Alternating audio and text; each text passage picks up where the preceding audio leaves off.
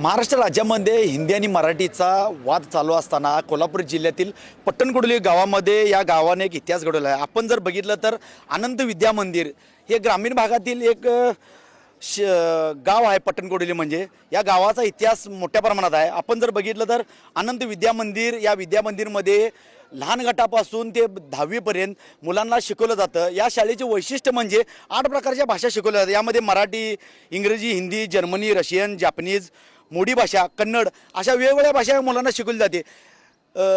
वास्तविक जर बघितलं तर आपण जर बघितलं तर या बाजूला लहान मुलं चिमुकले आहेत, 9वी 10वीचे विद्यार्थी आहेत, सगळेजण आतुरतेने शिकले जातात। पण काही शाळेमध्ये हिंदी आणि मराठी इंग्लिश शिकवलं जातं। पण 8 प्रकारच्या भाषा शिकवल्यामुळे मुलांच्या चेहऱ्यावर तेज निर्माण होतं। 12वी नंतरच वेगवेगळ्या प्रांतातल्या भाषा शिकवल्या जातात। पण या शाळेमध्ये लहान गटापासूनच वेगवेगळ्या देशातील असू देत, आपल्या राज्यातील मराठी असू दे, कन्नड असू दे, पोर्तुगीज ह्या भाषा शिकवल्या जातात। त्यामुळं विद्यार्थ्यांमध्ये कुठेतरी आनंदाचं वातावरण बघायला मिळते।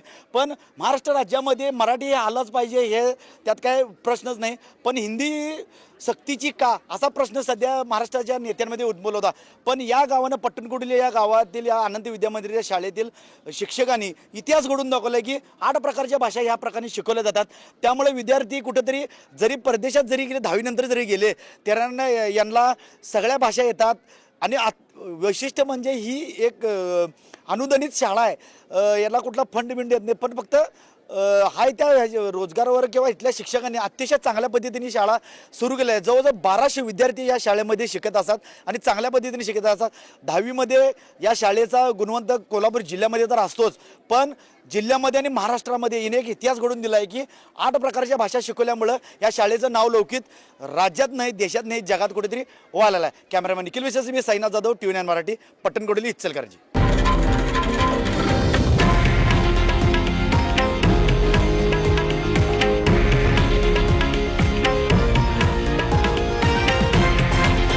हे आहे देशातील नंबर 1 न्यूज नेटवर्क आणि आपण पाहत आहात TV9 मराठी, एकमेव।